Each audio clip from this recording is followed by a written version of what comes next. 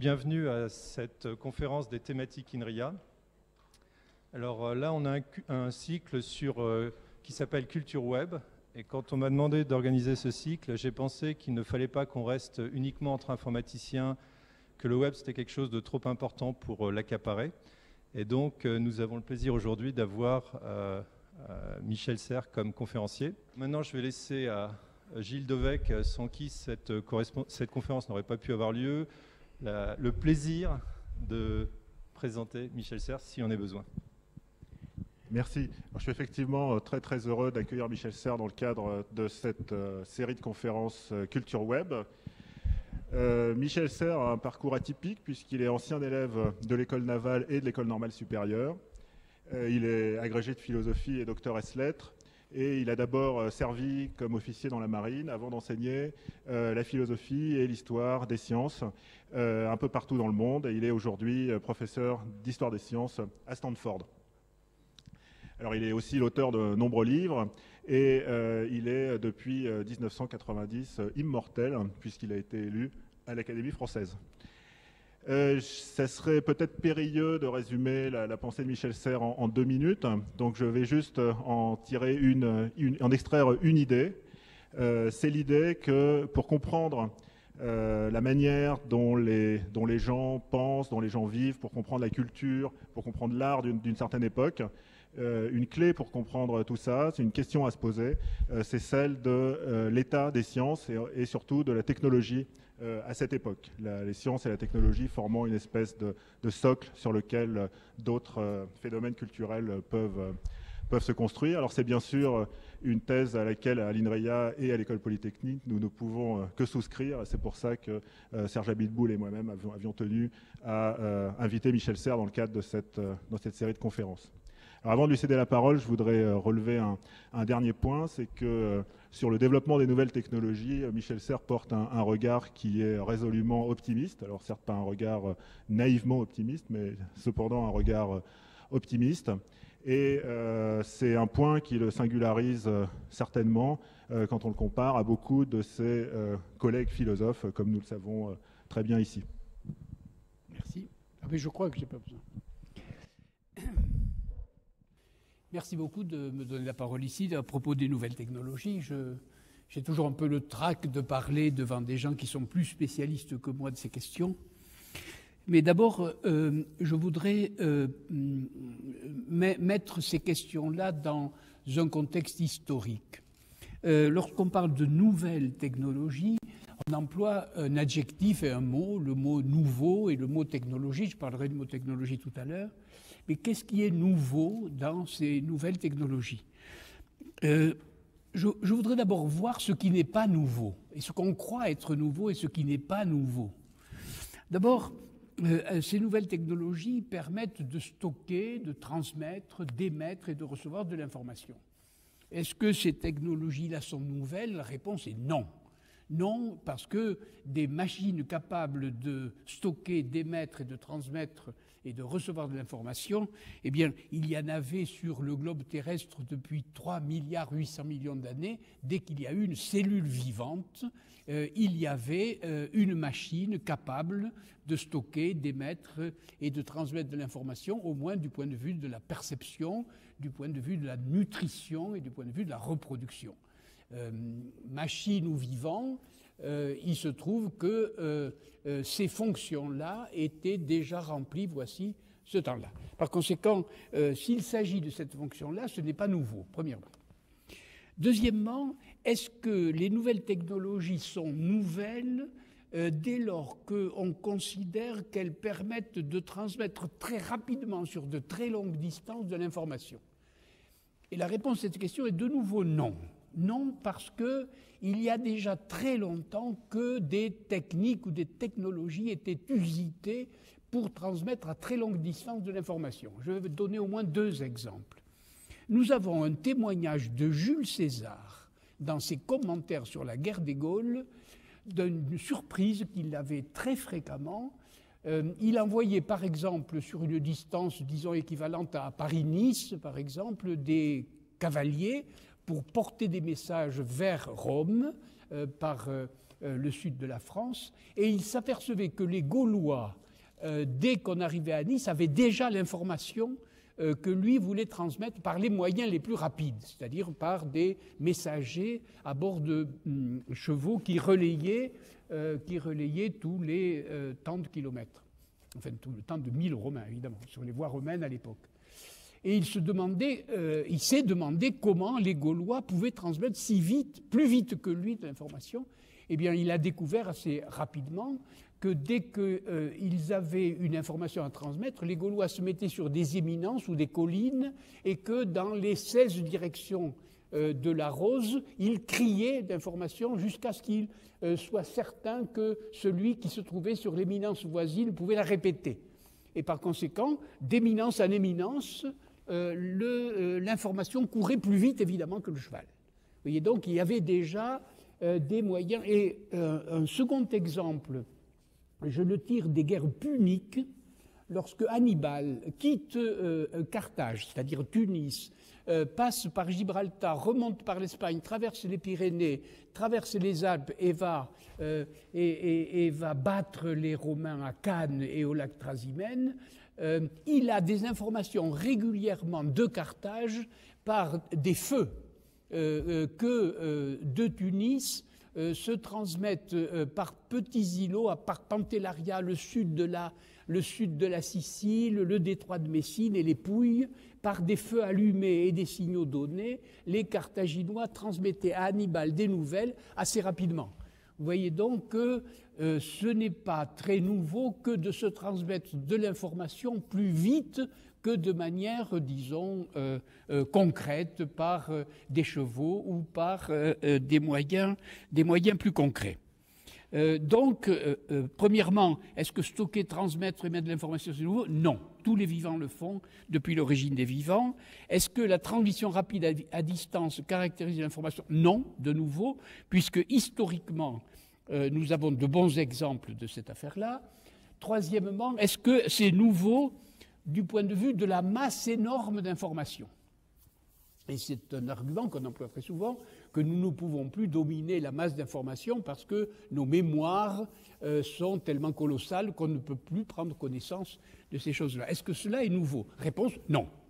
Non de nouveau parce que si vous lisiez un peu ce qui s'est passé après Gutenberg, c'est-à-dire après l'invention de l'imprimerie et l'origine des grandes bibliothèques, dès lors que se constituent des grandes bibliothèques de livres imprimés, déjà l'information dépasse la capacité d'un lecteur. Et nous avons des écrits de philosophes classiques du XVIIe siècle, par exemple Leibniz, l'inventeur du calcul infinitésimal et de la mécanique, Leibniz qui était bibliothécaire lui-même de Hanovre.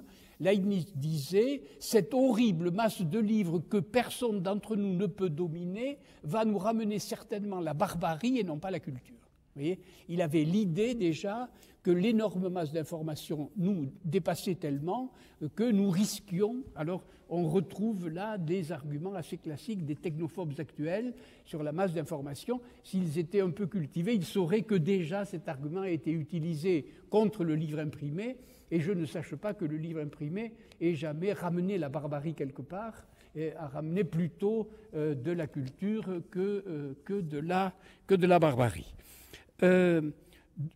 Ensuite, puisque je parle de technophobie, est-ce que l'angoisse devant une nouvelle technologie est aussi nouvelle? La réponse est alors régulièrement non, pas du tout. Pourquoi? Parce que les nouvelles technologies s'inscrivent dans une histoire très très facilement repérable et parfaitement documentée de replication de l'information. Et la première technique de ce genre, ça a été l'invention de l'écriture. Eh bien, vous avez sûrement entendu parler, quoique scientifique, de la philosophie de Platon. Eh bien, Platon écrit des dialogues dont le héros principal est Socrate, le philosophe Socrate, et l'opposition ou la complémentarité entre Socrate et Platon se réduit en quelque manière à l'opposition ou la complémentarité entre la transmission orale et la transmission écrite. Et la plupart des discours de Socrate, c'est une critique de l'écriture en tant que l'écriture fait perdre et le mot perdre, je vais en parler plus tard, fait perdre une dimension considérable à la parole vivante, dit-il, et orale. Socrate considère que la parole orale est vivante et que l'écriture est morte. C'est une information morte. Et le platonisme, d'une certaine manière, comme philosophie, est le témoignage historique de cette opposition, de cette nouveauté d'une transmission écrite à l'époque où on n'avait que la transmission orale. Donc, les angoisses devant une nouveauté sont déjà transcrites de façon presque canonique dans les philosophies antérieures, et l'exemple de Socrate en est un très fort. Alors, des machines à stocker l'information, non, c'est pas nouveau. La vitesse de transmission à distance, non, c'est pas nouveau. L'énorme masse d'informations, non, c'est pas nouveau. Personne de ma génération, ni de la génération précédente, n'a lu toute la bibliothèque ou n'a lu la totalité de la Library of Congress. Et l'angoisse devant une nouveauté n'est pas nouvelle non plus à ce point de vue. Je passe sur la perversion de la pornographie qui, semble-t-il, envahit le web. Mais il est bien clair que tout le monde célèbre, dès l'invention de l'imprimerie, le fait que Gutenberg ait imprimé la Bible, et tout le monde fait voir la Bible de Gutenberg. On interroge rarement les secondes, troisièmes livres qui ont été imprimés. Je parierais bien volontiers que c'était les écrits érotiques latins. Vous voyez, immédiatement, les livres de ce genre ont suivi la Bible, mais évidemment, dans l'histoire, on dit surtout qu'il a été question de l'écriture sainte. D'autres écritures ont suivi de très près, et par conséquent, là aussi, les problèmes ne sont pas nouveaux. Alors, toute la question est de savoir, alors, parmi les questions posées du point de vue culturel, du point de vue historique, du point de vue de la philosophie même ou d'histoire des techniques aux nouvelles technologies, je crois qu'il faut vraiment séparer de manière intelligente les questions récurrentes qui ont toujours été posées dans certains types d'inventions des questions réellement nouvelles. Alors qu'est-ce qui est nouveau dans les nouvelles technologies? La première chose, c'est l'utilisation du mot technologie. De mon temps, ou assez récemment, le mot technologie en langue française voulait dire discours sur la technique, manuel de technologie voulait dire description des outils, manière de construire les outils, manière de se servir des outils. Technologie, c'était un discours sur la technique. Et technologie utilisée de la même manière ou dans le même sens que technique, c'est tout simplement un anglicisme. Nous disons aujourd'hui nouvelle technologie, en bonne langue française, nous devrions dire nouvelle technique. Alors ce qui est nouveau, c'est l'utilisation du mot technologie dans ce sens-là. Mais je plaisante. Qu'est-ce qui est nouveau maintenant? Je voudrais bien réfléchir avec vous sur cette question. Alors, je vais essayer d'analyser un point pour essayer de rentrer dans la réelle nouveauté que me paraît induire l'utilisation individuelle ou sociale des nouvelles technologies. Si vous êtes content de ma conférence, je vous serais reconnaissant de me faire tenir pour Noël quelques chocolats, ou plutôt je préférerais des marrons glacés, vous voyez. Et alors, vous voulez bien noter mon adresse pour envoyer les marrons glacés. Mon adresse est 128 rue de Montreuil, 94 320 Seine-France. Je viens de vous donner mon adresse. Et je voudrais méditer avec vous sur la notion d'adresse. Qu'est-ce qu'une adresse? Je viens de vous donner mon adresse, et cette adresse-là est intéressante parce qu'elle se réfère à un espace bien défini. C'est-à-dire, je la prends à l'envers, j'ai dit France, ce qui est un sous-ensemble spatial bien dessiné par des frontières ou conventionnelles du côté du Rhin ou naturelles du côté de la Bretagne, et tout le globe terrestre est enserré ainsi par un réseau de frontières, et l'ensemble des zones habitées est partagé en sous-ensembles qu'on appelle des pays, des nations, et ainsi de suite. France. Ensuite, la France elle-même est enserrée par un ensemble de réseaux, de frontières de nouveau, où on trouve des départements. Alors, 94, dans mon adresse, veut dire effectivement, désigne dans ce sous-réseau parmi le réseau mondial, le département du Val-de-Marne, Mais si c'était aux États-Unis, on dirait Alabama ou Wisconsin. Si c'était en Angleterre, on dirait Pays de Galles ou Écosse. Bref, c'est un sous-ensemble de ce sous-ensemble. Puis 94 300, c'est de nouveau un réseau qui partage le département en zones postales, et ainsi de suite. Et à l'intérieur de ce sous-réseau, il y a la ville de Vincennes qui est traversée par un réseau de rues. Est-ce que c'est nouveau, ça? Non, ça date d'Hippodamos de Milet, 6e siècle avant Jésus-Christ. Et dans ce réseau de rues, le 128 où j'habite désigne une distance bien déterminée entre le 0 et là où j'habite. Et dans l'ensemble des réseaux que je viens de dessiner, de frontières, de départements, de zones postales, de villes, de rues, etc., dans l'ensemble de ces réseaux, on définit une distance par un chiffre entre le 0 et le 128. 128 pair est du côté droit de la rue en allant vers les numéros croissants. Voici ce que c'est qu'une adresse. Cette adresse-là se réfère à un espace. Et maintenant, réfléchissons sur le terme adresse. Vous savez sans doute qu'en langue anglaise, le mot adresse porte 2 D, alors qu'en langue française, nous ne l'écrivons qu'avec un D. Et ceci montre que la langue anglaise est souvent plus près de l'ancien français que le français moderne, et quelquefois plus près du latin que le français actuel. Vous savez sans doute que les Anglais ont plus de mots latins dans leur vocabulaire que nous, pour des raisons historiques bien repérées et connues. Ils disent par exemple 2 heures antéméridiennes ou postméridiennes, longtemps que nous avons perdu ce latin-là. Et dans le mot adresse, les 2 D nous font voir qu'il s'agit du droit. Ad, c'est le préfixe, et le DR après, c'est le droit. Et en effet, la racine du mot adresse, c'est le mot droit, en anglais right. Et right, qu'on retrouve en français parce qu'il n'y a pas le second D, dans res, c'est le mot rex, qui veut dire le roi. Le droit, le roi.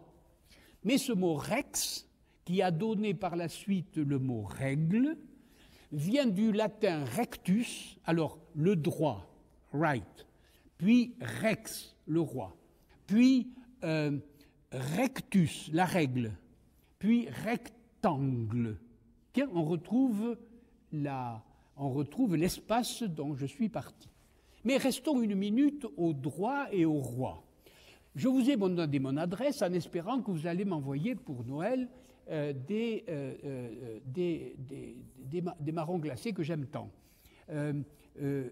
Mais en fait, mon adresse, elle n'est pas là pour ça. Elle est là pour que le roi, enfin celui qui a le pouvoir, puisse m'envoyer la police si par hasard j'ai commis une infraction, un délit ou un crime. Ou alors celui qui détient le pouvoir peut trouver l'endroit où j'habite si par hasard je n'ai pas payé l'impôt. Tiens, c'est curieux. Vous avez appris peut-être en classe de philosophie que l'origine de la géométrie viendrait du fait qu'en Égypte, les fellahs cultivaient une parcelle de terre que le pharaon avait à un certain moment soumis au cadastre et qu'il payait l'impôt ou la taxe proportionnelle à la surface du cadastre et que parce qu'on avait cadastré la vallée du Nil, on avait inventé une règle, un rectangle, et voilà que dans le mot adresse, on vous raconte déjà toute l'origine de la géométrie. Vous voyez que dans l'examen d'un mot et de sa racine, tout d'un coup, vous voyez arriver exactement toute la couche des sens, n'est-ce pas? C'est-à-dire, ça se réfère à un espace, et cet espace-là n'est pas seulement un espace métrique, il est métrique, puisqu'il y a des réseaux partout, les réseaux des frontières, les réseaux des départements, les réseaux, ce sont des réseaux qu'on peut repérer par abscisse ordonnée, rapidement parlant, et puis ensuite il y a une métrique qui me permet de repérer quelqu'un à la distance. Donc c'est bien un espace métrique, au sens euclidien ou cartésien du terme. C'est un espace rectangulé, réglé, c'est un espace réglé. Mais je ne fais que parler du mot adresse, là. Je ne fais que analyser linguistiquement l'étymologie du terme. Mais en plus d'être un espace métrique, c'est-à-dire un espace géométrique, etc., c'est un espace juridique, c'est un espace politique, c'est un espace du pouvoir. Et d'ailleurs, dans ce mot adresse, il y a aussi le mot endroit, c'est l'endroit où j'habite. Il y a aussi le mot insurgé, vient aussi de ce mot-là, c'est-à-dire celui qui précisément commence à ne pas vouloir d'adresse, insurgé à la même racine, c'est la même famille sémantique.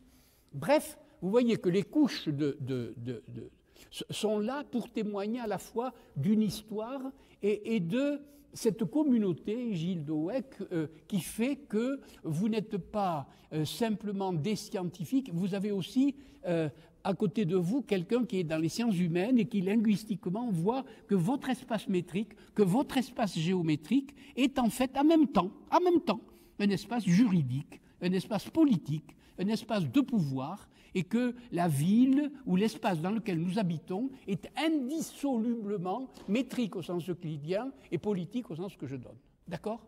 Voilà quelle était mon adresse. Et j'ai dit quelle était mon adresse. Parce que cette adresse-là, où je vous supplie d'envoyer des chocolats ou des marrons glacés, je préfère les marrons glacés, cette adresse-là, c'était votre adresse. Mais maintenant, quand on vous demande et quand on me demande mon adresse, je ne donne plus cette adresse-là. Bien entendu, je donne au moins 2 adresses. Je dis michel.serre@wanadoo.fr, n'est-ce pas ? Et où je dis 06 09 47 32 08. Je donne l'adresse de ce que les Québécois, et je vous conseille de suivre leur exemple, appellent l'ADEL. C'est merveilleux, adresse électronique. Dites donc ADEL, désormais. Ils disent le courriel pour le courrier électronique, et ils ne sont pas asservis comme les Français à la langue anglaise, ils ne sont pas dans la carpette anglaise ou dans l'esclavage de la langue anglaise, ils se révoltent et ils disent courriel pour le courrier électronique et ADEL, ce qui est le prénom féminin, pour adresse électronique. Alors je donne mon adresse électronique, mon ADEL, c'est michel.s, etc., ou l'adresse de mon téléphone cellulaire. Je ne dis pas portable, parce que portable, c'est de nouveau un mot anglais comme technologie. On dit portatif en français, on ne dit pas portable, n'est-ce pas ? Alors, les Québécois disent le téléphone cellulaire, et ce téléphone cellulaire, on donne son chiffre. Et où est l'espace ? Je vous pose la question, où est l'espace lorsque vous donnez votre ADEL, c'est-à-dire michel.r@wanadoo.fr, ou si vous donnez le code de votre cellulaire. Où est l'espace ? Et ne pas référer à l'espace du tout. Qu'est-ce qui est nouveau dans les nouvelles technologies ? C'est l'adresse. C'est-à-dire que nous ne vivons plus dans le même espace que ceux qui autrefois donnaient leur adresse comme je viens de la donner. Ce qui est nouveau, c'est l'espace. C'est-à-dire, c'est pas vrai que nous sommes dans un espace en réseau. Tout le monde abuse de la notion de réseau. Mais la notion de réseau, c'est pas nouveau, c'est vieux comme le monde. C'est vieux comme les frontières, c'est vieux comme les départements, c'est vieux comme les voies romaines, c'est vieux comme Hippodamos de Milet qui faisait des plans de ville avec un quadrillage de rues et de boulevards, c'est vieux comme les voies maritimes, c'est vieux comme Hérode. Nous ne sommes plus dans l'époque des réseaux. Non, ce n'est pas vrai. C'est-à-dire, autrefois, il s'agissait de réseaux parce qu'on avait une adresse qui se référait à l'espace dont je viens de parler. C'est-à-dire un espace qui était communément un espace géométrique, un espace métrique, un espace juridique, etc.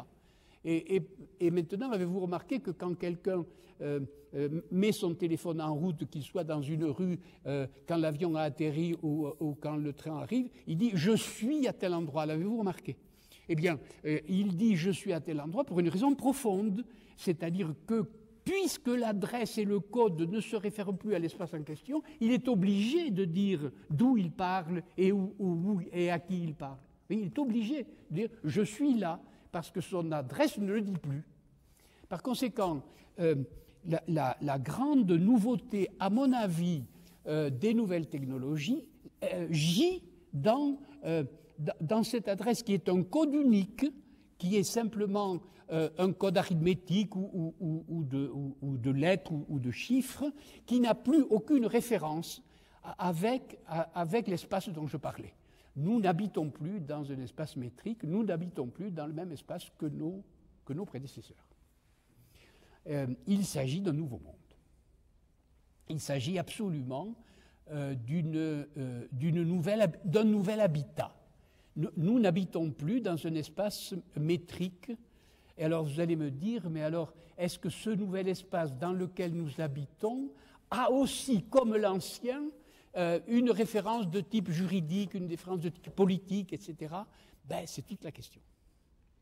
C'est toute la question. Et je repère la naissance de cette question dans les débats qui déjà sont anciens, disons 5-6 ans, sur la question de savoir quel type de droit va régir la toile. Vous vous rappelez, il y a encore des questions juridiques qui se posent, etc. Et la plupart des gens pensent qu'il suffirait de prendre le droit tel que nous l'avons à notre disposition de façon classique pour le transporter dans la toile et appliquer un certain nombre de règles et de lois, etc. Et quand on me demande mon avis, je dis non, ce n'est pas du tout possible, parce que c'est un autre espace. C'est celui que je viens de dire, c'est un espace topologique, un espace sans distance. Ce n'est pas un espace métrique. Nous vivons dans un espace topologique et non plus dans un espace métrique. Et or, l'espace métrique portait en lui tout ce que j'ai dit tout à l'heure. Et le nouveau ne le porte plus. Donc, c'est un espace de non-droit. Et c'est intéressant, les espaces de non-droit. Et est-ce que c'est nouveau, les espaces de non-droit? Non, non. C'est très ancien, les espaces de non-droit. Et donc, je recommence. Quel type de droit va-t-il s'appliquer désormais à cet espace topologique d'un genre nouveau dans lequel nous habitons désormais avec des nouvelles adresses? Alors, je ne sais pas quel sera le droit, mais je vais raconter une histoire. Parce qu'en racontant une histoire, on est toujours plus clair que quand on fait de la théorie. Non, on est toujours plus complexe, plus concret que quand on fait de la théorie. La théorie est claire, mais elle n'a pas l'épaisseur du concret. Y a-t-il eu autrefois des lieux de non-droit? Oui, il y en a eu, et en particulier au Moyen-Âge, par exemple, dans les pays occidentaux, et même avant, dans l'Antiquité, même dans la très haute Antiquité, je vous dirai pourquoi, les forêts étaient considérées comme des espaces de non-droit.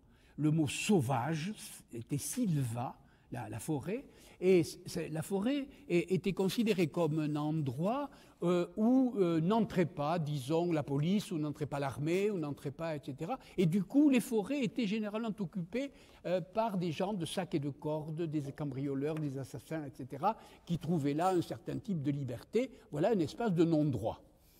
Et dans cet espace de non-droit, on n'y allait pas parce que c'était dangereux, parce qu'on risquait sa vie. Le passage dans une forêt était réellement dangereux. Et il arrivait que dans certaines de ces forêts, des événements se passaient. Alors je vais en citer deux que vous allez reconnaître très vite. Il y avait même dans ces forêts deux frères un jour qui étaient si sauvages qu'ils avaient été même élevés à la mamelle d'une louve, c'est vous dire à quel point ils étaient sauvages, et qui peu à peu sont devenus les fondateurs de quelque chose de nouveau, c'est-à-dire de Rome, Romulus. Mais ce mythe est repris sans arrêt. Tout d'un coup, on s'aperçoit que dans un bois, tous ces brigands s'habillent en vert. Ça ne vous rappelle rien? S'habillent en vert et qu'ils ont à leur tête quelqu'un qu'on appelle Robin des Bois. Et avez-vous remarqué ce que ça veut dire Robin des Bois? Je vous parie que vous ne savez pas ce que ça veut dire Robin des Bois. Robin, ça veut dire celui qui porte la robe, c'est-à-dire la robe de magistrat. Et des bois, ça veut dire qui fonctionne dans un lieu de non-droit. Et Robin des Bois, ça veut dire celui qui tient le droit dans le lieu de non-droit. Et par conséquent, qu'est-ce que le droit là? Qu'est-ce que l'histoire que je viens de vous raconter? C'est comment un droit naît à l'intérieur d'un espace nouveau qui est un espace de non-droit.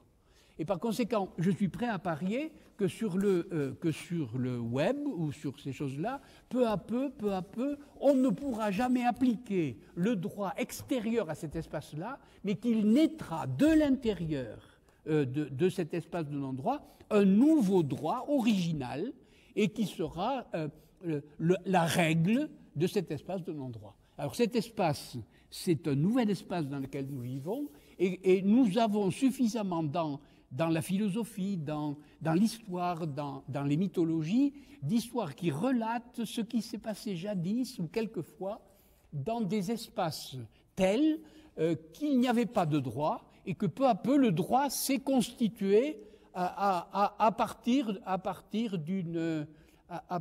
d'une situation relativement sauvage, chaotique et désordonnée.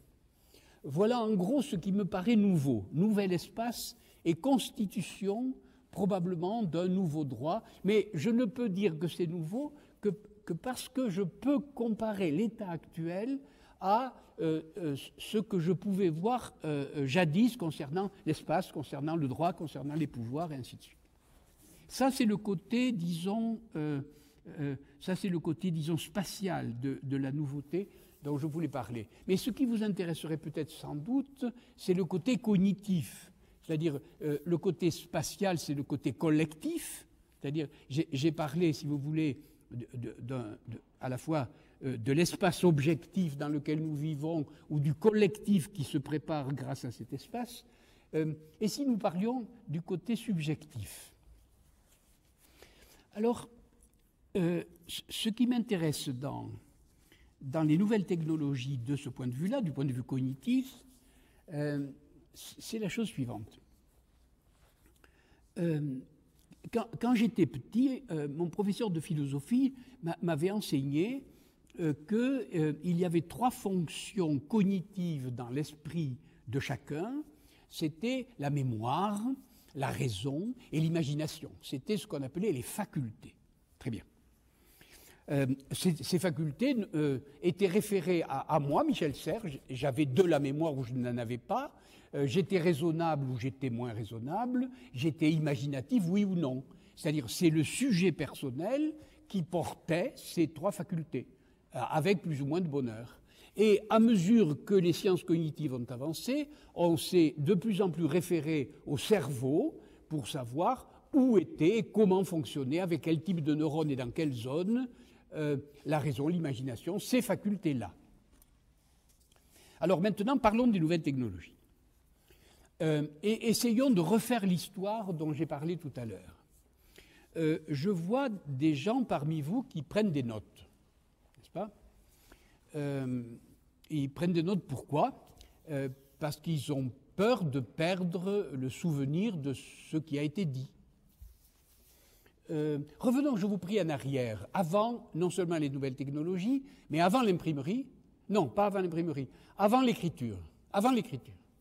Et imaginons ce qui se passerait avant l'écriture.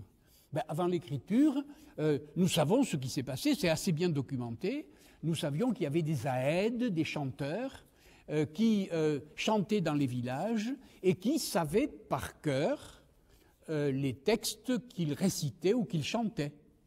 Et les gens du village apprenaient par cœur ces textes-là, qui étaient leur culture, le souvenir qu'ils avaient de leur histoire, et l'apprenant par cœur, ils apprenaient de plus en plus de choses par cœur, de sorte que lorsqu'un vieillard mourait dans un village, on disait c'est toute une bibliothèque qui disparaît. La tradition du village était portée par les anciens. Le culte des anciens ne venait que de là, c'est-à-dire il était le stock mémonique de la culture en question.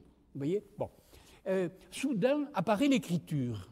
Dès qu'apparaît l'écriture, il est bien clair que tout ce qui était mémoire individuelle de ce vieillard ou de ceux qui apprenaient passe sur le support, sur le parchemin, sur le papier bientôt avec le papyrus, etc. Qu'est-ce qui se passe? Il se passe ce que Socrate dit à Platon, vous perdez la mémoire. Vous êtes en train de perdre la mémoire, et en effet, les gens qui peuvent prendre par écrit le texte qui est dit. Autrement dit, lorsqu'on critique les textes anciens, Platon, la Bible hébraïque, les évangiles chrétiens, etc., on croit que parce qu'il n'y avait pas d'écriture, la transmission n'était pas fidèle. C'est exactement le contraire. Moins il y avait d'écriture, plus ils avaient de la mémoire. Et nous avons des témoignages de ça jusqu'au Moyen-Âge, où lorsqu'Albert le Grand faisait cours à la Sorbonne, les étudiants étaient debout, les mains derrière le dos, et ils écoutaient le cours d'Albert le Grand, et chacun était capable, 7 ans, 10 ans, 15 ans après, de réciter mot à mot à la virgule près ce qu'avait dit Albert le Grand 8 ou 15 ans avant. La preuve, c'est qu'on a les textes de Platon, où les gens disent « Qu'est-ce qu'il a dit Socrate ce soir-là » Et Apollodore répond, et il répond 90 pages. Et il savait 90 pages par cœur, ce qui n'était pas un exploit extraordinaire à l'époque. Ils avaient de la mémoire. Au moment où l'écriture arrive, on perd la mémoire, parce que la preuve qu'on n'avait pas de mémoire, vous prenez des notes. Vous n'allez pas vous souvenir dans 2 heures ou dans 2 jours, encore moins dans 2 ans, ce qui a été dit ce soir. Donc vous prenez des notes. Vous vous rendez compte de ce qui est arrivé quand il y a eu l'imprimerie ? Quand il y a eu l'imprimerie, il y a eu une perte de mémoire encore plus forte. Et la preuve, on a de ça des preuves tangibles. C'est-à-dire lorsque Montaigne dit, ce texte sur lequel vous avez peut-être écrit des dissertations quand vous étiez en seconde, « Je préfère une tête bien faite à une tête bien pleine », vous vous rappelez de cette expression de Montaigne, « Je préfère une tête bien faite à une tête bien faite », qu'est-ce que vous croyez qu'il disait ? Il disait simplement... Avant l'invention de l'imprimerie, si j'étais historien, il fallait que je sache par cœur Plutarque, il fallait que je sache par cœur Tacite, il fallait par cœur tous les historiens, puisqu'il n'y avait pas de bibliothèque, il n'y avait pas de livres. Mais maintenant que je peux mettre dans le rayonnage de ma librairie, comme disait Montaigne, tous les historiens en question et tous les philosophes, je n'ai plus besoin de savoir par cœur. Donc je n'ai plus la tête pleine, j'ai la tête bien faite. Et le bénéfice de la mémoire était gigantesque, c'est-à-dire au lieu de savoir par cœur Tacite, etc., il suffit de savoir que c'était à la lettre T, au rayonnage 2, à gauche de la cheminée. Vous voyez, c'était un allègement formidable de la mémoire. On avait perdu la mémoire. Alors ça, c'est une réponse à tous les technophobes.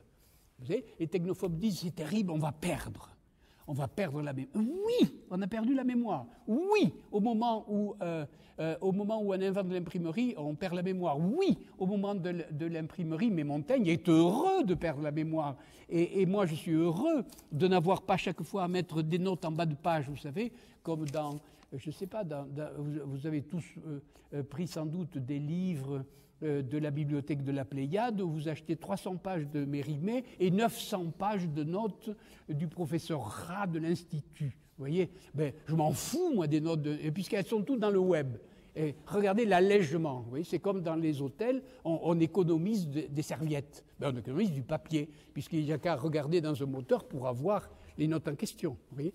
Par conséquent, nous perdons de plus en plus de la mémoire. Pourquoi ? Parce que la mémoire, alors maintenant, un petit effort théorique pour en voir exactement ce qui est nouveau, c'est que la mémoire, au lieu d'être une faculté subjective portée par l'individu, le sujet et, disons, le cerveau, est portée par un objet extérieur au corps, le papier, le papyrus, le livre, la mémoire de l'ordinateur. Elle est dans l'objet. Elle n'est plus dans le sujet, elle est dans l'objet. Et ça, c'est fondamental. Nos facultés passent du sujet à l'objet. Voilà pour la mémoire. Vous n'avez plus aucune mémoire, mais vous avez à votre disposition toute la mémoire du monde. Vous n'avez plus de mémoire subjective, vous n'avez plus que des mémoires objectives. Vous n'avez plus de mémoire interne, vous n'avez plus que des mémoires externes. Nous avons externalisé les facultés cognitives. C'est-à-dire les nouvelles technologies externalisent les facultés cognitives. Ça, c'est pour la mémoire. Et que les philosophes aujourd'hui déplorent que mes étudiants perdent la mémoire, moi je m'en réjouis. C'est-à-dire, pourquoi croyez-vous que vers le 15-16e siècle, l'Europe occidentale ait inventé la science moderne? Vous savez pourquoi? Parce qu'ils avaient perdu la mémoire. C'est-à-dire que les physiciens de l'époque, à l'époque d'Albert le Grand, devaient savoir par cœur tous les physiciens précédents. Ils devaient savoir par cœur tous les phénomènes de la nature. Ils devaient savoir par cœur, etc. Et tout d'un coup, toute cette mémoire s'est dégagée et passée dans les livres. Ils avaient la tête vide. Ils n'avaient plus la tête pleine, ils n'avaient plus la tête vide. Et grâce à ça, ils ont pu observer et expérimenter. Je suis certain que l'origine des sciences modernes à la Renaissance vient de l'invention de l'imprimerie. C'est-à-dire qu'à un moment, on a perdu la mémoire. Je reviendrai sur le mot perdre. Et maintenant que j'ai parlé de la faculté de mémoire, je voudrais parler de la raison et de la démonstration. Avant de venir faire cette conférence, j'ai relu quelques démonstrations d'Euclide dans le texte original. Et j'ai bien regardé la longueur de la démonstration dans la géométrie d'Euclide. En feuilletant comme ça les 10 livres, on s'aperçoit assez rapidement qu'il est extrêmement rare qu'une démonstration d'Euclide dépasse 1 page et demie ou 2 pages in octavo. Vous voyez, il y a 2 pages en gros de démonstration.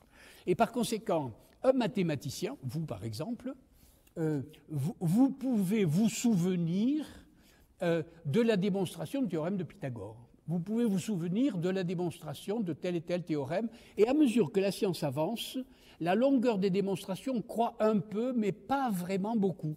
S'il y a de très longues démonstrations dans la quadrature de la parabole d'Archimède, il y a quelques longues démonstrations dans la géométrie de Descartes, mais tout d'un coup, rappelez-vous de la méthode cartésienne, je m'en souviens tout d'un coup, la méthode cartésienne dit dans la 4e règle, faire des revues si entières, faire des revues si générales et des dénombrements si entiers que je fusse assuré de ne rien omettre. Vous vous rappelez de la 4e règle? Je m'en souviens juste maintenant.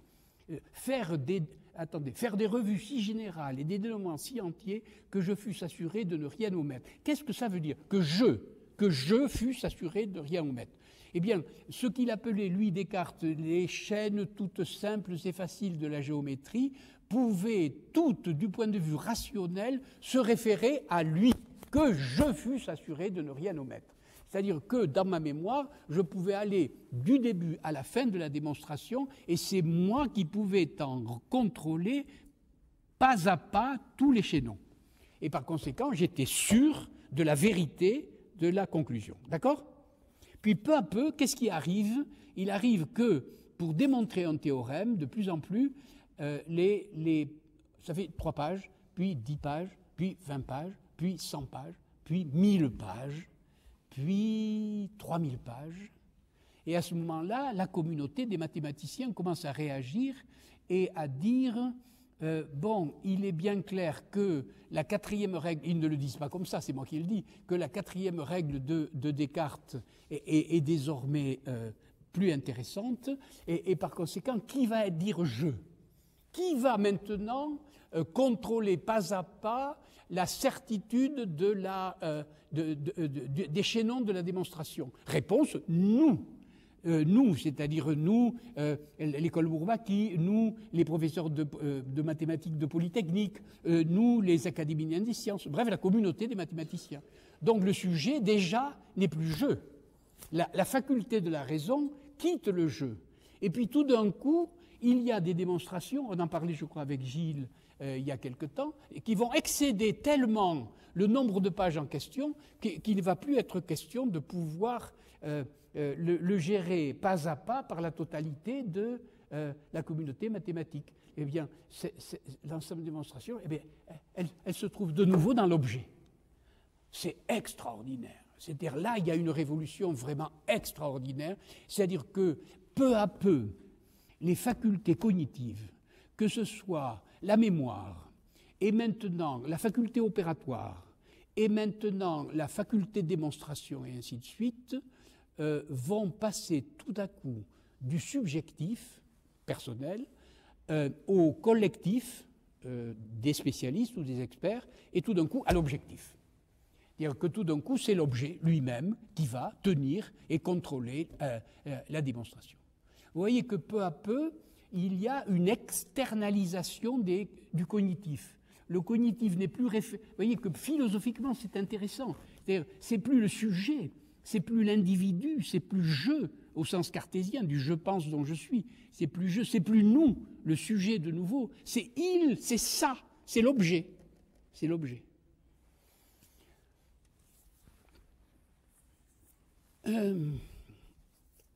Est-ce que c'est nouveau?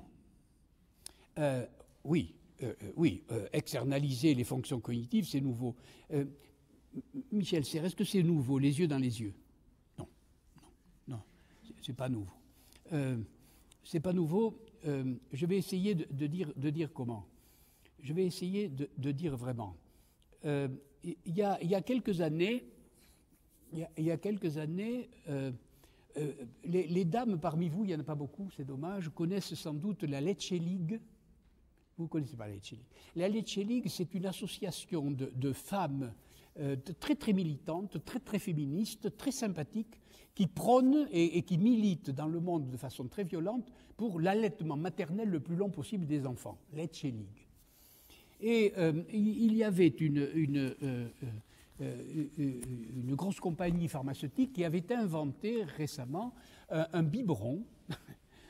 C'est curieux de parler de biberon à l'école polytechnique, mais pourquoi pas, qui avait inventé un biberon dont l'embout imitait parfaitement le bout du sein, dont la contexture n'était plus en verre, mais imitait parfaitement l'élasticité chaude et intime du sein maternel.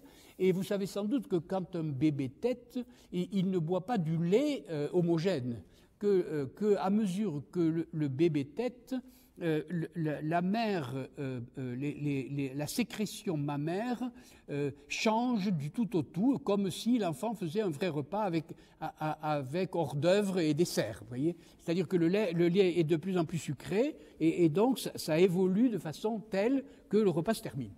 Et les inventeurs de ce biberon avaient trouvé une manière d'imiter parfaitement ce type de lait, de sorte qu'en buvant le biberon, l'enfant était à peu près dans les conditions de ses maternelles, d'où une bagarre épouvantable entre la Lecce League et le truc. Malheureusement, ils m'ont pris pour arbitre. Alors ils m'ont pris pour arbitre, comme vous m'avez invité ce soir, et j'ai réfléchi intensément à ce que c'était qu'un biberon. Et c'est pour un philosophe, c'est intéressant de se dire, voyons, qu'est-ce qu'un biberon, vous voyez? Et vous m'avez demandé quelles sont les nouvelles technologies. Mais qu'est-ce que c'est qu'un biberon? Ben, un biberon, c'est tout simple. C'est un sein. Et d'ailleurs, mais c'est un sein amovible. Et oui, la preuve, c'est que papa peut donner le biberon, le grand-père peut donner le biberon, la concierge peut donner le biberon. Il n'y a plus que la mère n'a pas toujours à se trimballer pour donner le sein. Le biberon est amovible. Mais tout d'un coup, je me suis dit, mais qu'est-ce que c'est que la technique en général? Qu'est-ce que c'est qu'une technologie? Qu'est-ce que c'est qu'un marteau? Un marteau, mon Dieu, mais c'est mon avant-bras plus le poing. Au lieu de taper avec le poing, je fabrique un avant-bras, le manche, et la masse, ça fera le poing. Vous voyez, qu'est-ce que c'est qu'un couteau? Au lieu de couper avec le tranchant, on dit bien le tranchant de la main. Au lieu de couper, je vais fabriquer quelque chose qui sera un tranchant de main. Qu'est-ce que c'est qu'une cuillère? Ben, c'est le creux dans lequel je bois de l'eau, mais c'est un creux de main amovible, il est toujours là. Vous voyez, et ainsi de suite. Et tout d'un coup, qu'est-ce que c'est que la roue? On célèbre l'invention de la roue. Bah, c'est pas très difficile, vous savez. La roue, on voit les articulations de la hanche, du genou, de la cheville et des métatarses. Tout ça, c'est des rotations. On fait une rotation amovible. Et tout d'un coup, je me suis dit, mais si par hasard, la totalité de la technique n'était pas une externalisation des fonctions des organes du corps? Et je crois désormais que c'est vrai. Je vous présente là ma théorie de la technique, qui n'est là alors, mon cher Gilles, ni optimiste ni pessimiste. C'est ainsi. C'est-à-dire que peu à peu, nous externalisons dans le monde extérieur, nous objectivons des fonctions du corps d'abord, et puis ensuite des fonctions plus compliquées. Et puis, quand on parle de réseau, ben, on imite probablement quelque chose comme les réseaux nerveux ou les réseaux qui parcourent notre corps ou les réseaux sanguins, etc. Et puis, peu à peu, on imite même la fonction fondamentale du vivant, c'est-à-dire la replication de l'ADN. Qu'est-ce que c'est qu'une imprimante? Qu'est-ce que c'est que... Nous ne faisons dans les technologies qu'externaliser sans arrêt les organes, les fonctions, les systèmes, etc., jusqu'au secret le plus profond des vivants. De quoi? Ben, ce que je disais au début de ma conférence, c'était ça. C'était de dire, mais voyons, est-ce que stocker de l'information, transmettre de l'information, émettre de l'information, etc., c'est nouveau? Oh non, tous les vivants le savent, mais c'est ce que nous faisons. C'est-à-dire, qu'est-ce que c'est que la nouvelle technologie? C'est du vivant externalisé. Et tout d'un coup, je me suis aperçu, en effet, que c'était tout à fait nouveau dans les nouvelles technologies que de externaliser les fonctions cognitives, comme la mémoire dans le cas que j'ai cité historiquement, et dans la raison, puisqu'on a aussi fait la même démonstration, mais au fond, c'est très nouveau. Pourquoi? Parce que ça externalise des fonctions dont on n'avait même pas l'idée qu'elles pouvaient être externalisées, puisque pour nous, elles définissaient profondément ce que c'était qu'un sujet. D'ailleurs, pour nous, profondément, qu'est-ce que c'était Michel Serres? C'était un certain type de mémoire, plus un certain type de raison, plus un certain type d'imagination. Et bien voilà, tout ça, c'est désormais externalisé. Et je me suis aperçu de ça de plus en plus en me disant, mais voyons, souvent je m'étais posé la question autrefois, mais pourquoi l'homme s'habille-t-il? N'est-ce pas? Pourquoi on s'habille? Alors, il y a des tas de théories disant, mais il fait froid, alors on s'habille, mais c'est pas vrai. Vous avez remarqué que les Indiens d'Amérique, du côté des Grands Lacs, par les grands froids, étaient nus. Vous connaissez l'histoire de l'Indien qui rencontre le visage pâle, et le visage pâle lui dit, mais comment peux-tu supporter un froid pareil, et tu es nu? Et l'Indien lui répond, mais toi et ton visage, il est tout nu aussi, ton visage. Eh bien, moi, tout visage. Vous voyez, et donc, ce n'est pas parce qu'on a froid qu'on s'habille, ce n'est pas parce que peut-être qu'on veut être plus belle ou plus beau, peut-être on veut cacher les misères de sa propre peau ou des cicatrices de vieilles blessures. Non, je ne crois pas. Je crois que tout simplement, lorsqu'on a perdu les poils, parce que ça c'est assez vieux, on a trouvé une fourrure amovible exactement comme le sein, exactement comme, etc.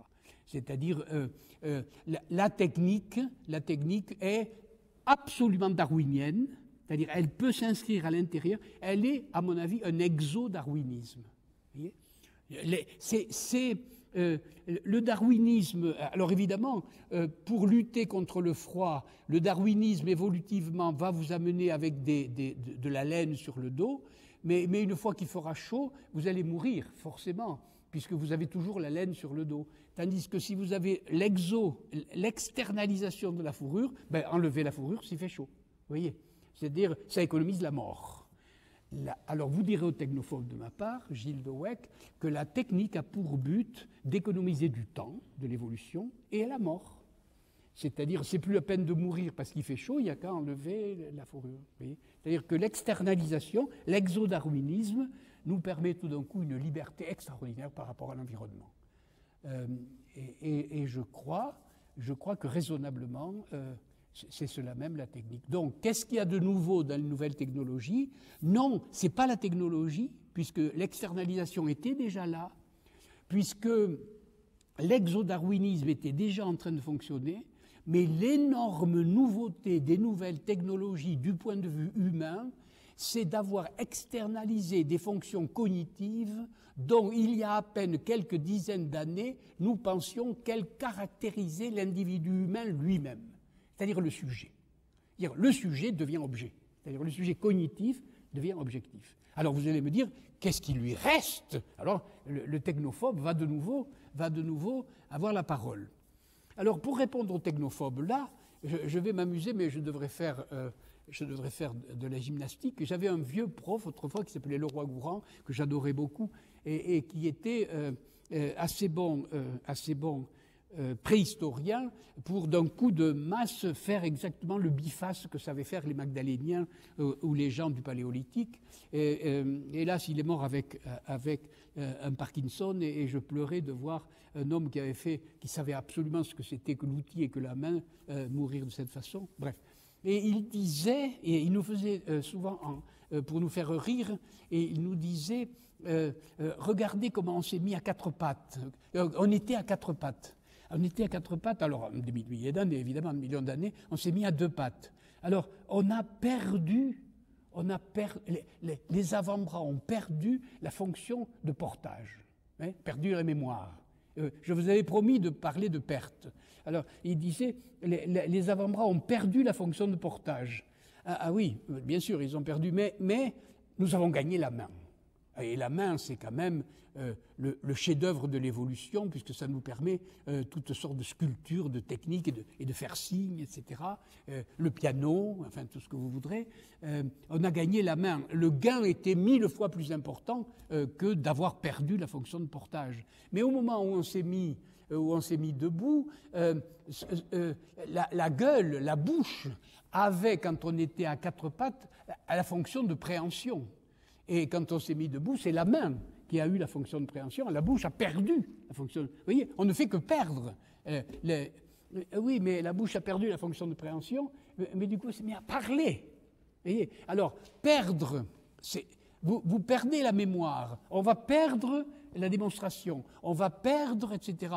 Mais la question, c'est de savoir qu'est-ce qu'on gagne, puisque le roi Gourand disait « nous perdons la... » Mais enfin, il disait « nous sommes libérés de l'écrasante obligation de portage. » Puis la bouche est libérée de l'écrasante obligation de prendre, donc elle parle. Nous sommes libérés de l'écrasante obligation de mémoire. Nous sommes libérés de l'écrasante obligation des mondes. Nous sommes libérés de l'écrasante, etc. Nous sommes condamnés à devenir intelligents. C'est-à-dire que plus vous externalisez les fonctions cognitives, plus vous vous débarrassez d'écrasantes obligations concernant cette cognition. C'est ça le fond de mon optimisme. Vous voyez, c'est-à-dire on voit très bien qu'au cours de l'histoire, chaque fois qu'on a perdu, comme dans le portage, comme dans la préhension, etc., on a gagné quelque chose qui était à l'étage au-dessus de ce qu'on perdait. Vous voyez, on avait perdu le portage, on a l'appréhension, on perd l'appréhension, on gagne la parole, et ainsi de suite.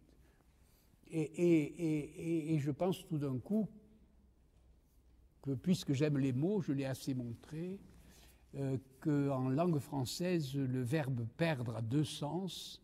On perd au jeu, ou on perd quelque chose, mais on perd aussi comme une casserole perd, avec un trou dedans. L'homme est un animal dont le corps perd. Il a perdu le marteau, il a perdu la roue, il a perdu, etc. Et tout d'un coup, il perd ses facultés cognitives, et ces facultés cognitives sont désormais les nouvelles technologies que vous avez devant vous. Au fond, vous avez devant vous le cognitif de vos ancêtres en mieux, externalisé, objectivé, soumis désormais à une nouvelle histoire que j'appellerais volontiers l'exodarwinisme. Je finis maintenant, parce que je suis en train de parler depuis longtemps. Je crois que pour finir, ça serait bien de faire sa prière. Vous savez, on peut prière pour finir. Alors, on va faire sa prière. Puisqu'on est à Paris, je vais faire ma prière au saint patron de Paris. Je vous convoque à la prière. Saint-Denis venait d'être élu évêque de Paris, évêque de Lutèce. Il ne s'appelait pas Paris à cette époque. Et c'était l'époque de la grande persécution de l'empereur Décius, je crois, quelque chose comme ça. Si je me trompe en histoire, hein, vous regarderez dans le web. J'ai perdu la mémoire complètement, mais je crois bien que c'était l'empereur Décius. Mais bon, vous n'avez qu'à regarder le web. Saint-Denis était un soir avec ses ouailles dans une salle, comme ce soir. Il était sur la tribune, il était en train de parler, et les gens l'écoutaient, comme ce soir exactement, mais ils avaient tous très très peur parce que aux portes là, ils avaient mis des veilleurs, parce que les centurions et l'armée romaine guettaient un peu les premiers chrétiens pour les alpaguer, et tout d'un coup, ce qui devait arriver arriva, l'armée romaine enfonce les portes, et le centurion, le coupe-chou à la main, se précipite sur Saint-Denis, et vous connaissez l'histoire par cœur, chop, lui coupe la tête, et la tête roule par terre. Et miracle, absolument miracle, c'est ça la prière de ce soir, l'évêque de Nice se baisse et ramasse sa tête. Et évidemment, quand ma grand-mère m'a raconté cette histoire, j'ai dit, mais comment se fait-il qu'il ait pu repérer où se trouvait sa tête, puisque les yeux... c'est un problème, c'est un problème. Mais ça a été un tel miracle qu'il puisse ramasser sa tête et qu'il la montre comme ça, que tous les soldats romains sont partis, et c'est ainsi que se termine l'histoire. Non, ce n'est pas ainsi que se termine l'histoire. Tous les jours et tous les matins, lorsque désormais vous allumerez votre ordinateur, vous voudrez bien, en souvenir de moi, l'appeler Denis, parce que c'est là que réside votre tête désormais, puisque c'est ici qu'il y a votre mémoire, votre faculté de raison, votre imagination, etc., enfin objectivée, et qu'en face d'elle, il vous reste à devenir intelligent, ce que je souhaite. Merci.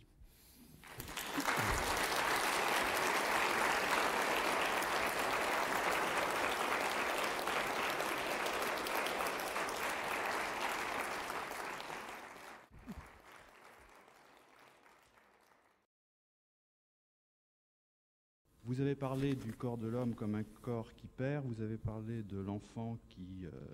non, justement, vous n'avez pas parlé des enfants. Vous avez parlé du fait que les hommes, à une époque reculée, marchaient à quatre pattes, qu'ils se sont mis debout. Il se trouve que les enfants, quand ils naissent, ne marchent pas debout. Ils passent encore par une phase où ils marchent à quatre pattes. Et donc je comprends très bien ce que vous dites sur l'externalisation des fonctions qu'on observe jusque dans les nouvelles technologies.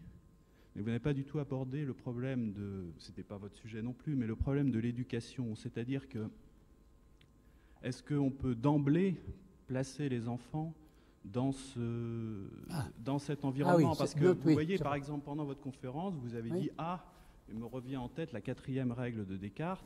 Donc vous n'avez pas complètement perdu la mémoire, et vous avez eu aussi, vous, à votre époque, une éducation qui vous permet aussi peut-être un usage intelligent des nouvelles technologies. Et la question, c'est aussi de savoir comment élever les enfants.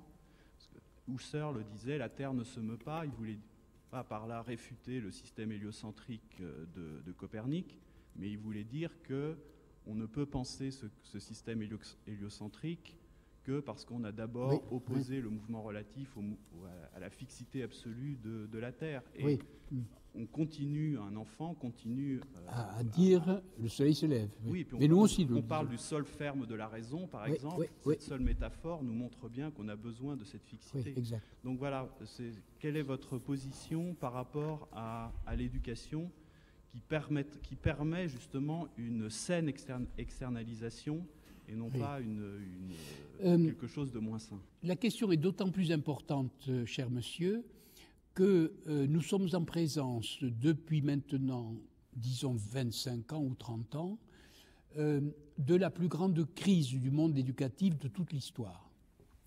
Et beaucoup de gens se demandent pourquoi dans tous les pays du monde, quels que soient leurs efforts, la crise est si importante. Et je crois que ce que je viens de dire n'est pas pour rien dans la crise de l'éducation.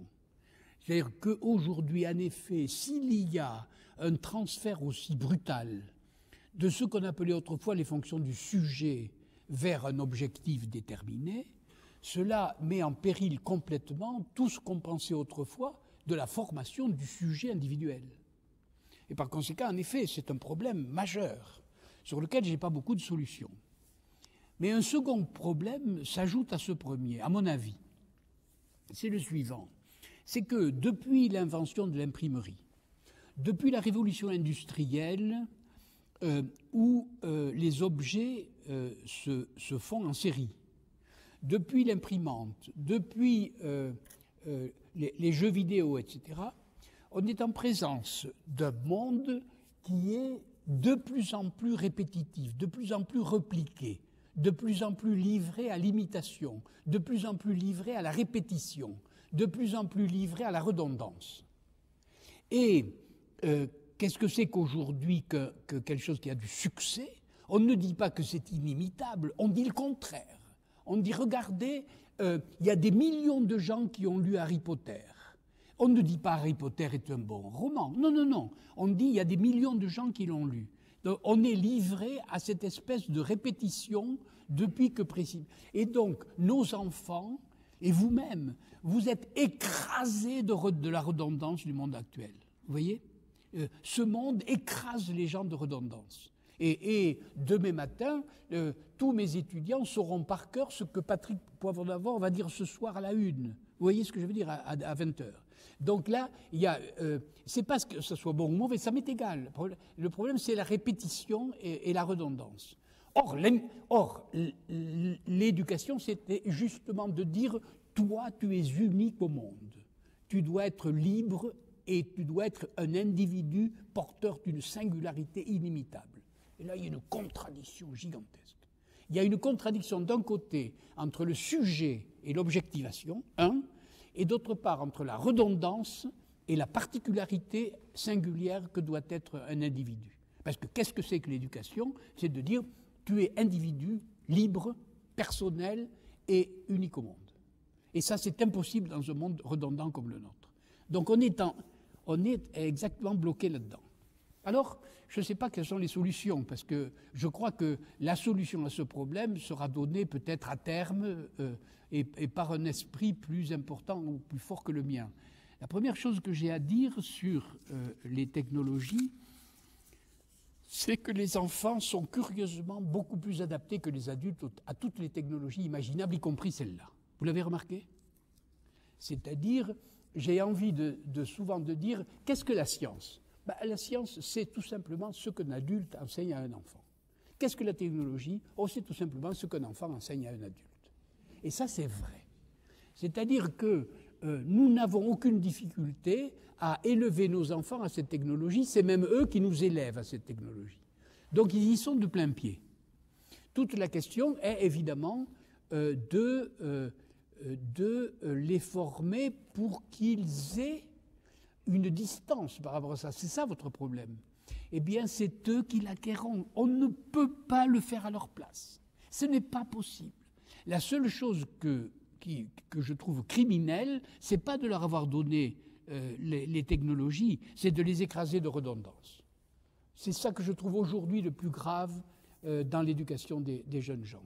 De les écraser sous la mode, sous la publicité, porter tous les mêmes jeans, porter tous, vous voyez, être écrasés par la répétition, etc. Vous voyez, et de dire qu'il faut aller voir ce film et qu'il faut et que tel chant, etc. C'est la redondance qui me paraît le plus fort. Vous voyez, j'ai pas de solution sur l'éducation vraiment. Si j'en avais une, mais de toute façon. C'est comme dans le cas de Robin des Bois, c'est eux qui le feront. Je ne me crois pas capable de leur dire de l'extérieur comment faire. Tout ce que je peux dire, c'est voilà ce qu'était le sujet autrefois. Il n'est plus comme ça. Et lorsque les philosophes disent qu'il faut former des sujets, etc., c'est terminé. Ce sujet-là n'est plus le même.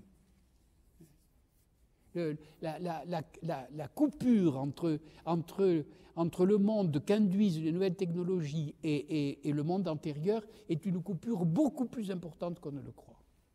Vous avez dit que l'homme était défini il n'y a pas longtemps par ses aspects cognitifs, la mémoire, la raison et l'imagination. Or, on n'a extériorisé que la mémoire et la raison pour l'instant. Et maintenant, qu'est-ce qu'il définirait alors, selon vous, si... L'imagination. Seulement l'imagination définirait... Les questions d'imagination, c'est ça? Je demande qu'est-ce qui définit l'homme selon vous à notre époque, maintenant? Non, j'entends pas, pardonnez-moi, il faut parler plus fort. Désolé. Je suis vieux, je dois être un peu sourd. Je voulais te demander qu'est-ce qui définit l'homme maintenant selon vous, si, enfin, comparé à avant, quoi. Ah oui. Alors, je suis très intéressé par cette question. Vous voulez que je fasse un peu de pub? Je publie en février un livre sur ce sujet.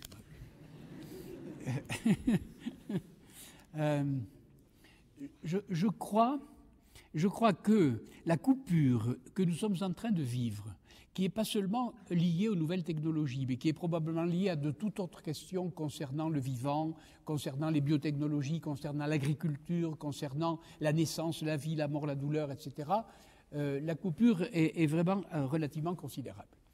Alors, qu'est-ce qui définit l'homme aujourd'hui?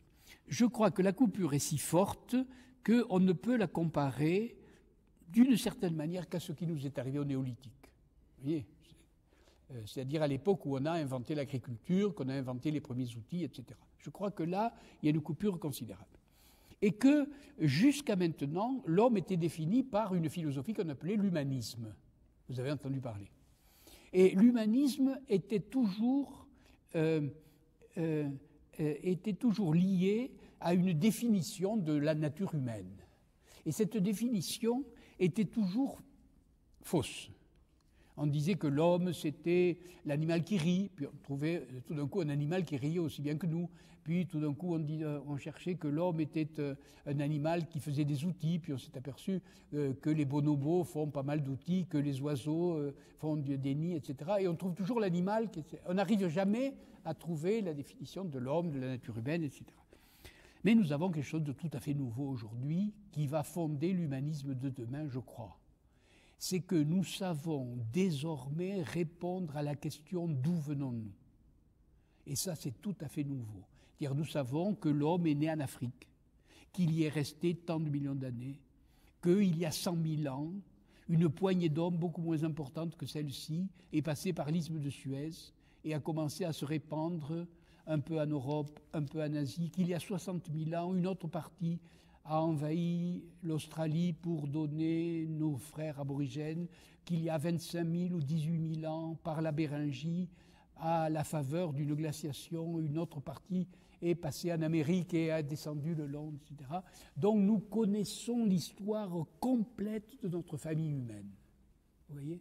Et là, aujourd'hui, nous savons vraiment, de façon darwinienne ou de façon évolutive, pourquoi nous avons des couleurs de peau différentes, nous avons des cultures différentes, pourquoi nous avons des littératures différentes, des langages différents, etc.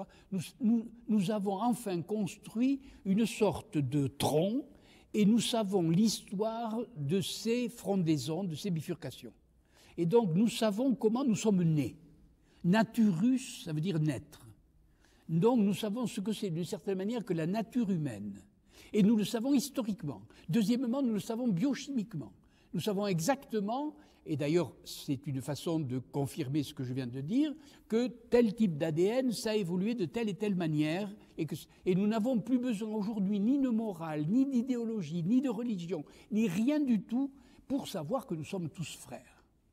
Et ça, c'est une découverte bouleversante qui date de 20 à 25 ans. Et donc aujourd'hui, nous savons sur l'homme des choses si fondamentales que nous pouvons enfin dire qui nous sommes. Vous voyez ce que je veux dire ? Et ça, c'est complètement nouveau, parce qu'autrefois, quand on parlait d'humanisme et qu'est-ce que la nature humaine, c'était de l'idéologie, c'était de la morale, c'était relative à telle et telle culture qui l'imposait à une autre culture, etc. Aujourd'hui, aucune culture ne peut s'imposer à l'autre, puisque désormais, nous connaissons le tronc et les branches de ce développement. Vous voyez ? Et là, cette chance, à la fois paléoanthropologique d'un côté, biochimique d'autre part, nous permet enfin de dire qui nous sommes et de dire d'où nous venons. Et cela est une découverte telle que il faut se lever et sonner la trompette pour dire enfin, nous savons ça. Vous voyez ? Et ça sera l'horizon certainement de votre génération. L'horizon de votre génération, l'horizon de ma génération, c'était 4 ou 5 000 ans. C'était rien du tout. L'horizon de votre génération, c'est 7 millions d'années, mon cher. Vous voyez ? Et cet horizon-là fonde réellement ce que c'est que l'homme. Et ça, nous ne le savons. Moi, je ne l'ai appris qu'à la fin de ma vie. Vous voyez ? Et c'est quand même tout à fait nouveau. Et c'est aussi nouveau que les nouvelles technologies. Nous n'habitons plus le même espace, c'est ce que j'ai dit, mais à ce point de vue, nous n'habitons plus le même temps. Et les plus cultivés d'entre nous n'avaient que 4000 ans, n'avaient 6000 ans. C'était des jeunes gens. Vous en avez 7 millions, vous êtes un vieillard par rapport à moi. Nous n'habitons plus le même temps. Nous sommes dans la position un peu particulière par rapport à la technologie parce que nous sommes les gens qui créent la technologie. Et quand j'observe ce qui se passe avec la technologie, ce n'est pas quelque chose de statique. Alors, par exemple, il y a des des expériences qui ont montré que les enfants qui habitent avec le MTV, ils changent, leur cerveau change. Il y a plus de connexions, ils regardent des choses plus rapidement. Alors, il y a une réaction de la technologie, ce qu'on fait comme les êtres humains, et aussi une adaptation. Alors, ce n'est pas seulement darwinien dans le sens que c'est un seul sens, qui est nous qui adaptons de la technologie, mais nous sommes toujours en train d'adapter par rapport. Et c'est dans les deux sens. Alors, je pose la question, si on est dans ce contexte-là, comment on peut imaginer l'avenir de la technologie? Alors, ce n'est pas passif dans le sens, c'est pas statique, c'est pas quelque chose que, comment expliquer, c'est pas le fait qu'on débarrasse la mémoire, et c'est mais c'est interactif, et notre moyen d'interagir avec la mémoire, ça change, et c'est pour nous de créer ce type d'échange. Alors, vous avez raison, c'est-à-dire que si j'ai paru dire que nous avons perdu la mémoire et qu'elle est dans l'objet, je l'ai peut-être un peu mal dit. Je veux dire que l'interaction entre le sujet et la faculté n'est plus la même. C'est-à-dire, on n'a plus la même réaction lorsqu'on a une mémoire intérieure, lorsqu'on a une mémoire de livre, lorsqu'on a une mémoire, etc.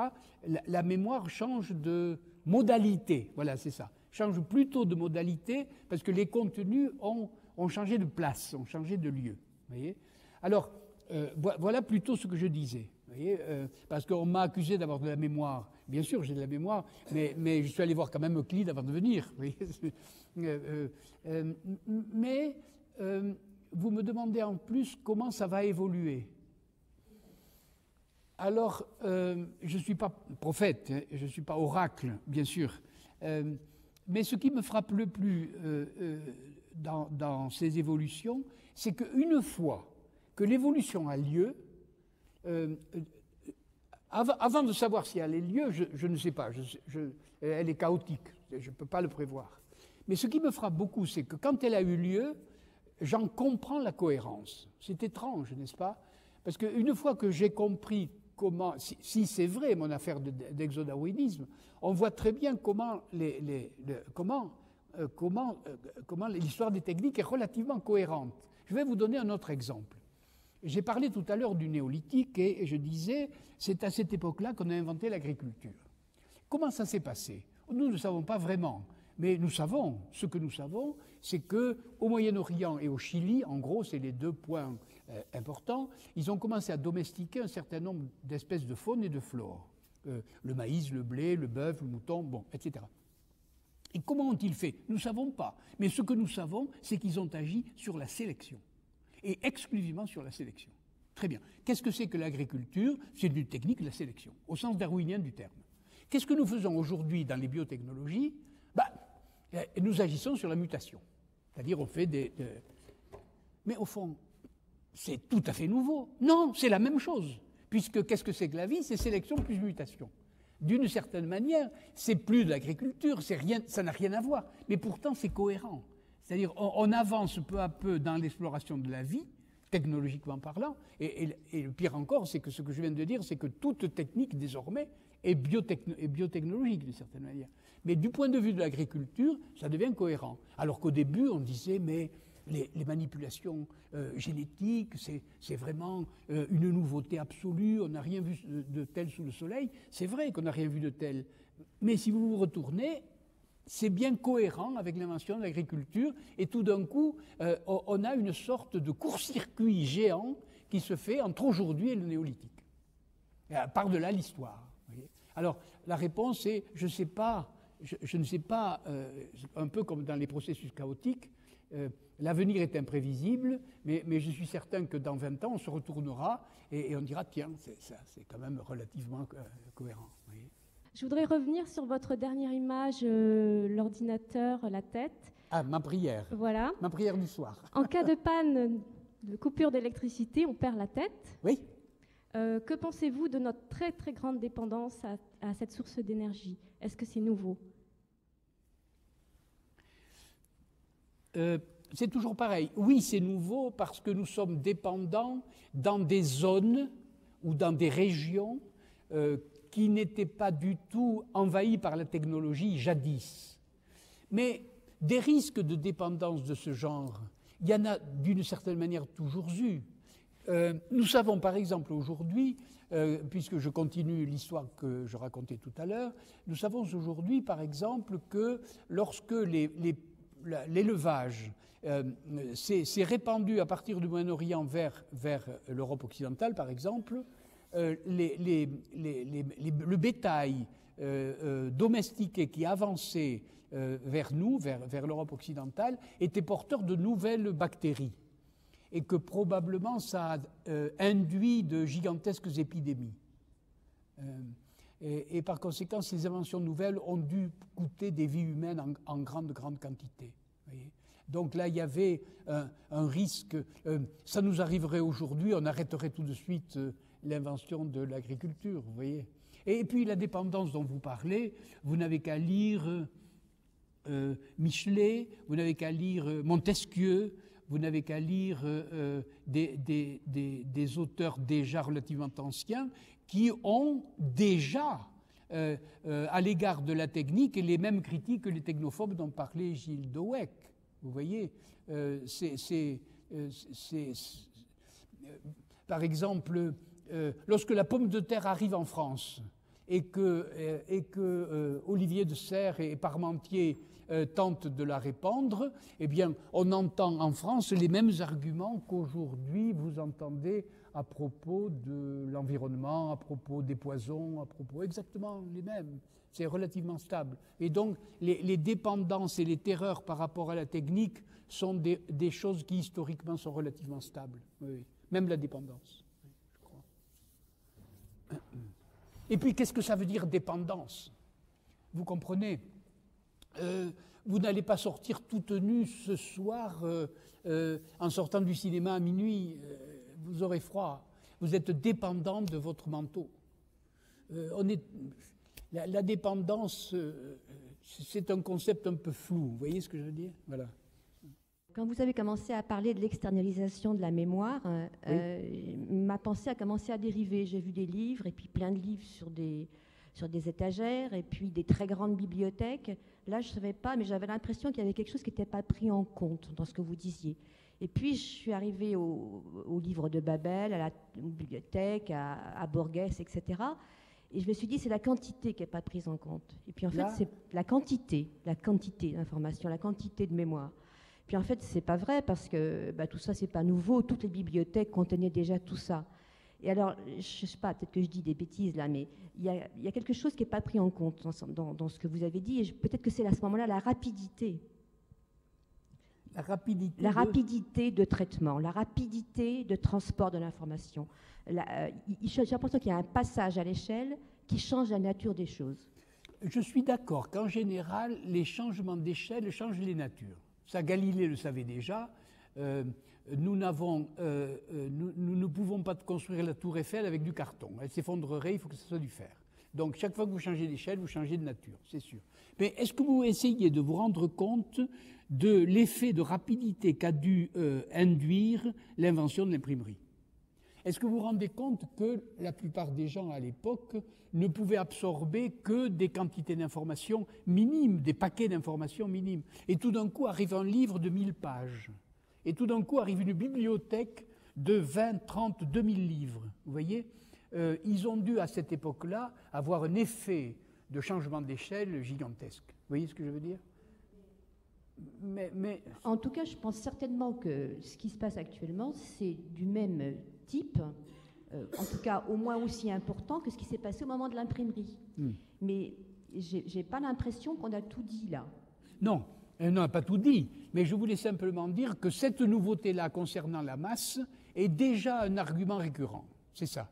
Mais qu'en plus de la masse, il y ait des effets de traitement, il y ait des effets de mélange, il y ait des qui changent d'échelle, non, ça c'est accordé, ça oui, il n'y a pas de doute, il n'y a aucun doute. Oui, oui. Et même dans la recherche scientifique, dans certaines spécialités, déjà la quantité d'informations est telle qu'on ne peut plus, imaginer qu'il y ait aujourd'hui un Maxwell ou un Poincaré, oui, sans doute. Oui, oui, ça c'est sûr. Mais enfin, là aussi, la question s'est toujours posée.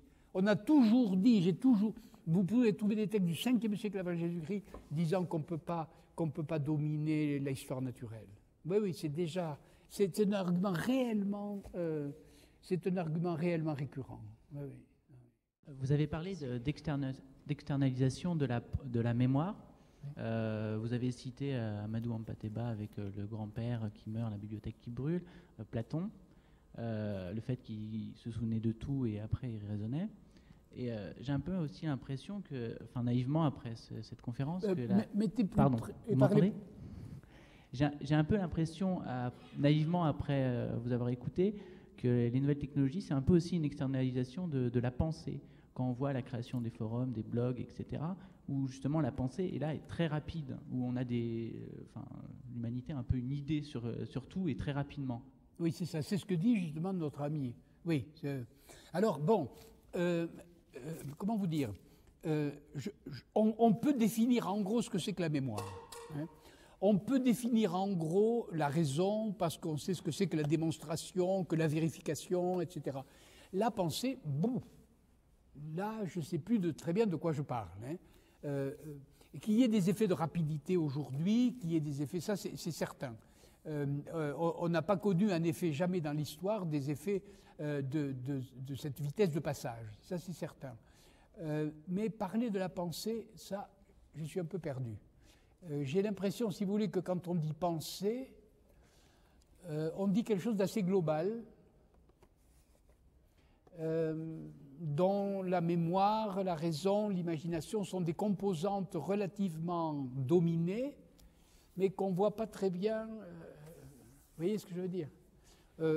Nous penserons toujours, d'une certaine manière, mais je préférerais dire que nous nous débarrassons de poids ou de contraintes ou d'obligations, et qu'il y a une certaine agilité d'inventivité possible que nous avons en bénéfice de ce dégagement-là. Vous voyez ? À force de se débarrasser des problèmes de mémoire, des problèmes de référence, etc., il y a une certaine agilité qui me paraît nous rester dans la pensée. Vous voyez ce que je veux dire ? C'est pour ça que je suis assez optimiste. Il y a une sorte de filtrage là. Vous voyez ? Parce que, rappelez-vous, dans mon métier, lorsque j'ai fait ma thèse sur les mathématiques chez Leibniz, j'ai passé 3 mois à faire la bibliographie et l'index. Aujourd'hui, pam, j'appuie, c'est terminé. Olé. Ça vaut le coup quand même, ça vaut drôlement le coup. Ouais. Oui. Et il me reste tout ce travail, il me reste 3 mois. Alors pendant les 3 mois, qu'est-ce que je vais en faire ? Je peux aller au bord de la mer, je peux aller avec ma petite amie, c'est formidable. Bonjour, je voudrais rebondir sur la réponse que vous avez donnée au premier intervenant. Oui, sur l'éducation. Question. Oui, elle n'était pas bonne, hein, ça, je suis d'accord. Vous avez fini par dire que vous trouvez que, par exemple, dans la société moderne, les jeunes, ou enfin ceux qui sont là aujourd'hui, sont écrasés par la redondance et la répétition. Oui. Peut-être qu'apprendre par cœur des cours de 80 pages n'était pas ce qui formait les personnalités les plus originales. Peut-être que le modèle d'éducation que nous avons eu et que nous avons jusqu'à aujourd'hui est très orienté sur le formatage et non pas sur le développement de la personnalité. Peut-être que la mode n'est pas récente et qu'on trouve dans le Misanthrope la critique de la nouvelle poésie à la mode, qui est comparée juste à la mode précédente. Hein, ça, c'est une autre observation. Donc, peut-être que l'une des belles choses de cette nouvelle technique, c'est précisément que dans cet énorme espace de non-droit, il y a pour une fois déjà une opportunité qui est pour tous, d'une originalité qui est absolue et que peut-être on peut... Il n'y a même pas lieu de chercher dans ce que la société impose. La société ne pourra jamais imposer une originalité. Ce qui n'est pas dans une personne, ce n'est pas son enseignement qui va l'y mettre. Je me demande si vous n'avez pas cette impression que ce grand espace de non-droit, le grand vrai espace de non-droit, est ce qui permet, pour une fois, à l'individualité de se manifester envers et contre toute éducation. Vous avez entendu ? Voilà, j'avais mal répondu, vous avez très bien répondu. C'est-à-dire, en effet, ce que je voulais dire, là où vous êtes en avance sur moi, c'est qu'au lieu de dire redondance, vous avez dit formatage. Et ça, c'est bien. Ça, c'est bien. C'est-à-dire, en effet, toute la question de l'originalité, c'est qu'est-ce qui, chez nous, n'est pas formaté? N'est-ce pas? C'est ça. Comment? Je n'entends rien. Ce qui a résisté à l'éducation. Voilà, exactement. C'est-à-dire, dans l'éducation, il faut bien du format. S'il n'y a pas de format, bon, il en faut. Il en faut, c'est-à-dire que quand je vous écris une lettre, il faut bien qu'il y ait des marges, que j'écrive avec des lettres, c'est du format. Bon, il faut toujours du format. Donc, dans l'éducation, mettons du format. Mais aujourd'hui, le format est tellement répandu partout qu'on a en effet une chance d'avoir de la désobéissance par rapport au format, c'est-à-dire de l'information originale. Ouais, c'est ça. Oui, je suis d'accord. D'ailleurs, encore un peu de pub, dans le livre qui va paraître en février, je fais vraiment cette distinction entre format et originalité. C'est ça. C'est vraiment très intéressant. Merci d'avoir dit ça. Parfait. Parfait. Ça prouve qu'il y a quand même des gens plus intelligents que moi dans la salle. C'est quand même intéressant. Vous savez, même les scientifiques ont lu Platon et Socrate, ils connaissent un peu. Ouais, c'est sûr. Je voudrais revenir à la première question sur l'éducation. Où êtes-vous? Ici. Ah oui. Voilà. Je suis enseignant et je suis entouré par mes lycéens. Moi aussi. Et j'en suis très heureux. Et vous avez parlé de l'externalisation de la mémoire et donc de la perte de la mémoire. Ils ont dû être très heureux. Je voudrais savoir si ce que vous avez écrit dans un de vos livres, je crois, Variations sur le corps, que je leur fais souvent lire en début d'année, qui est Prendre, apprendre et comprendre, à votre avis, reste vrai? Oui, oui, mais je ne peux pas... je persiste et signe, quoi. C'est-à-dire je continue à penser ça. Pourquoi? Parce que je pense que c'est une fonction du corps, en effet, de digérer l'information de sorte qu'on comprend après avoir appris et après avoir... on ne comprend que beaucoup plus tard, souvent. Il m'est arrivé de m'arrêter à un feu rouge alors que j'avais 65 ans et de dire un théorème que j'avais appris en taupe. Oh, ça voulait donc dire ça. J'ai mis 60 ans à comprendre. Je n'étais pas si rapide que mademoiselle. Oui, c'est vrai que le corps sait faire ça. Je voudrais vous citer une citation de Jacques Ellul qui a dit dans un texte intitulé Le bluff technologique que l'homme doit simplement obéir à la croissance technicienne et que celle-ci... Parlez plus lentement. L'homme il a dit que l'homme doit simplement obéir à la croissance technicienne et que celle-ci... À la croissance de technicienne. Oui. Et que celle-ci représente un déterminisme absolu pour l'homme. Un quoi Un déterminisme absolu pour l'homme. Un quoi Déterminisme. Ah oui. Ah oui. Absolu pour l'homme. Je voudrais savoir ce que vous pensez de cette thèse. Mais, que je sache, il n'y a pas de déterminisme dans la croissance technique. On fait de la technique ce qu'on veut, ce qu'on peut, ce qu'on veut. Est-ce que vous croyez que je suis entièrement déterminé par mon automobile? Non, je ne trouve pas qu'il y ait une détermination. Au contraire, le darwinisme me détermine. C'est-à-dire, s'il y a un changement climatique, l'évolution fera que seuls vont subsister les animaux avec des fourrures. Bon, et si j'ai inventé de la soie artificielle, ben je vais survivre à un changement climatique. Vous voyez ce que je veux dire? Donc il y a déterminisme de l'adaptation dans le cas darwinien. Mais puisque on invente un exodarwinisme, il y a plus de déterminisme d'une certaine manière. Mais votre voiture, ne l'utilisez pas. Partez à pied.